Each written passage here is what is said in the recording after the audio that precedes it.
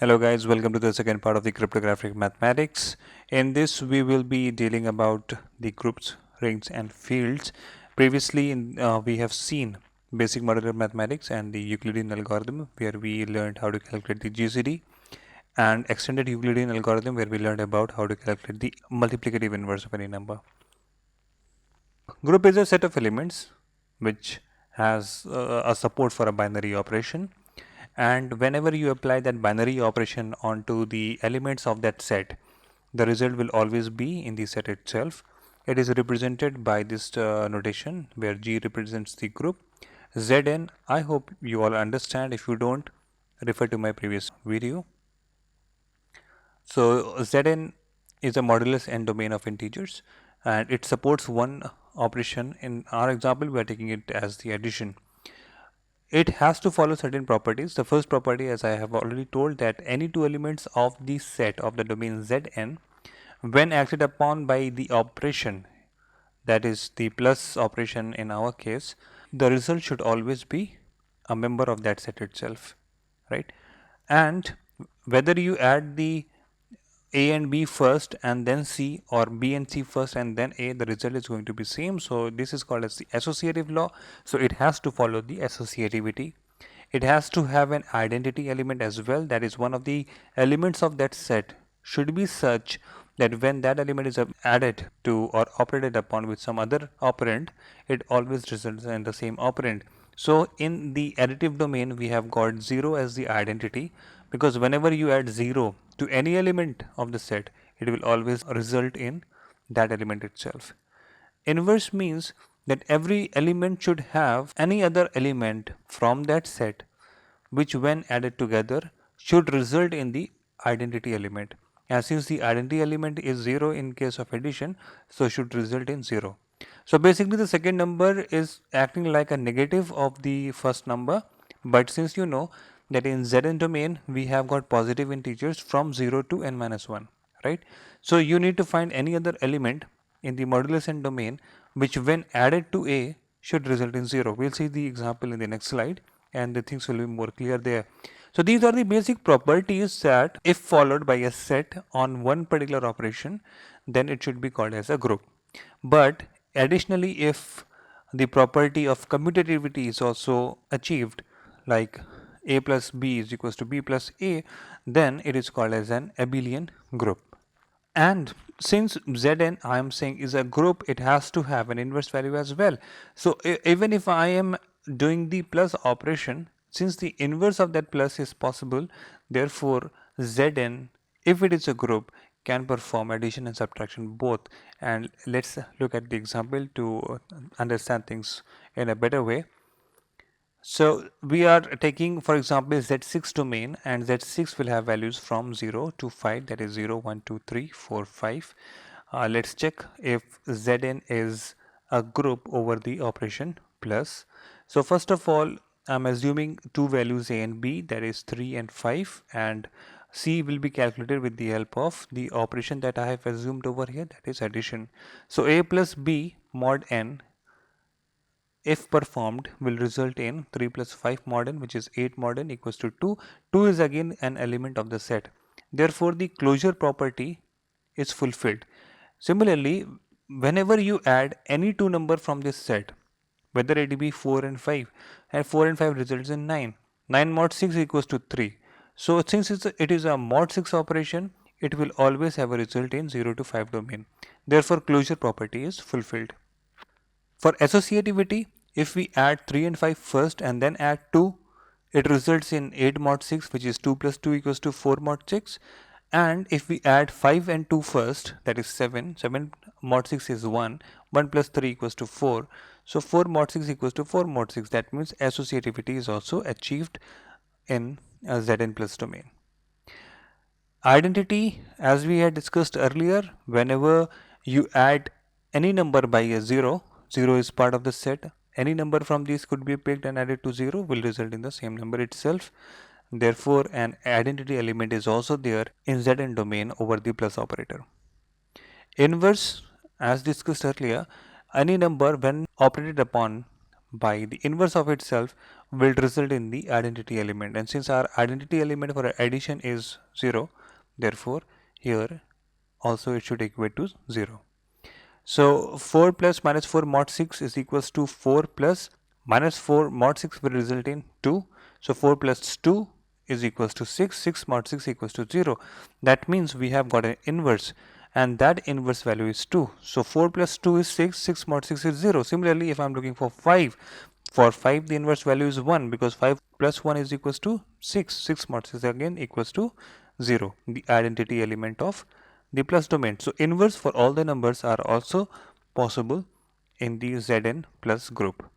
Commutativity is also followed because 3 plus 2 is equals to 2 plus 3, right?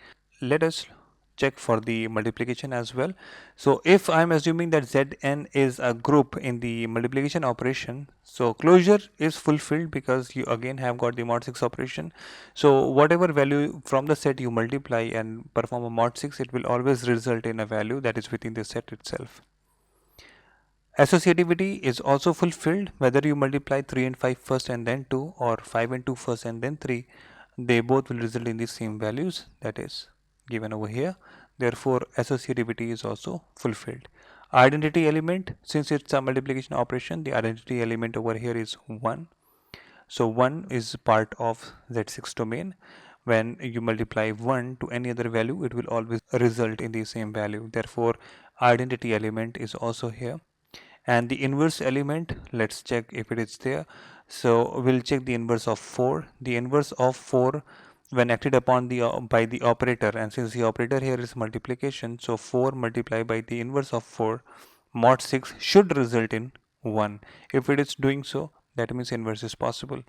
So in the previous lecture, if you remember, we said that inverse or the multiplicative inverse is only possible if the two numbers, that is the mod n domain and the number you are looking the inverse for, are having 1 as the GCD, or in other words are relatively prime to each other.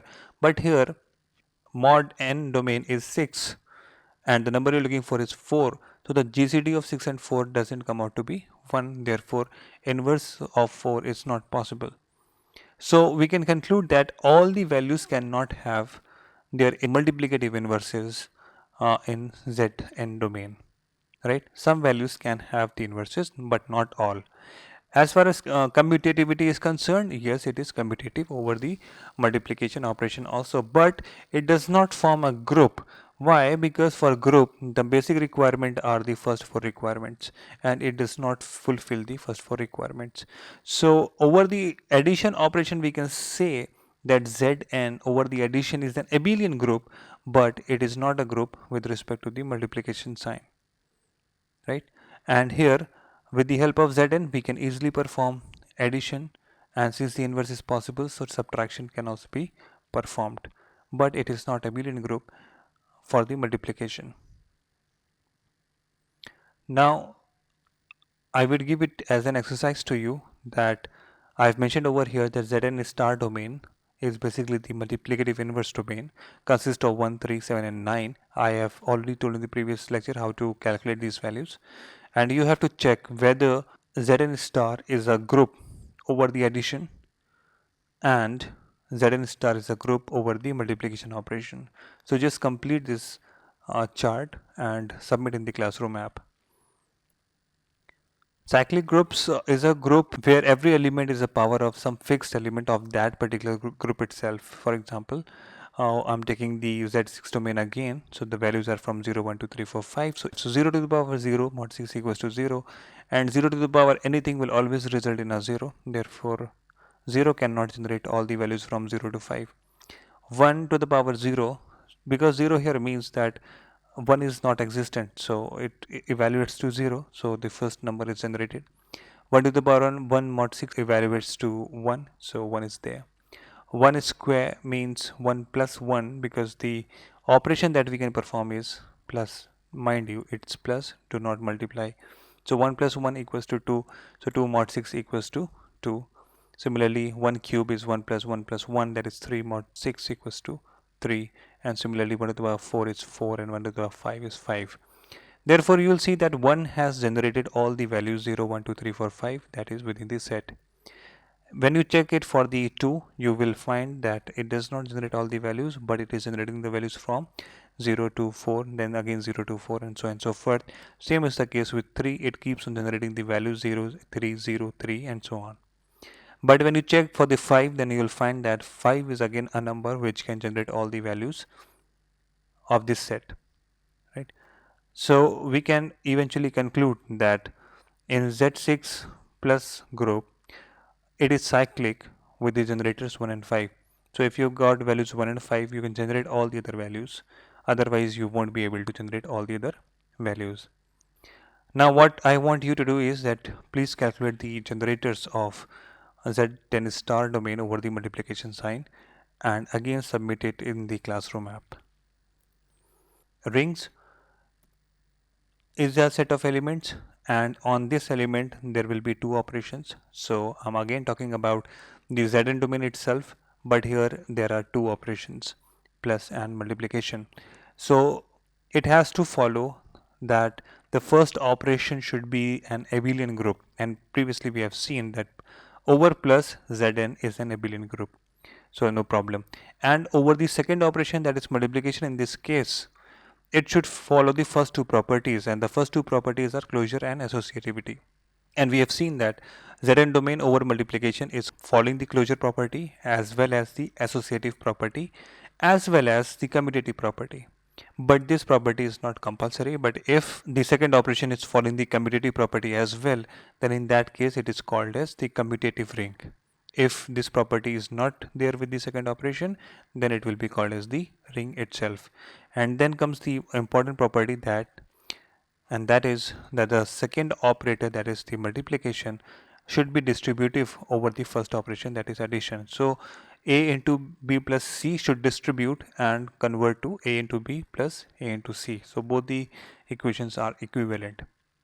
Just a reminder from the previous slide that in Zn we saw that with respect to the plus, it's an abelian group and the first condition is fulfilled, and with respect to star, first two are there and the commutative is there, so it's a commutative ring.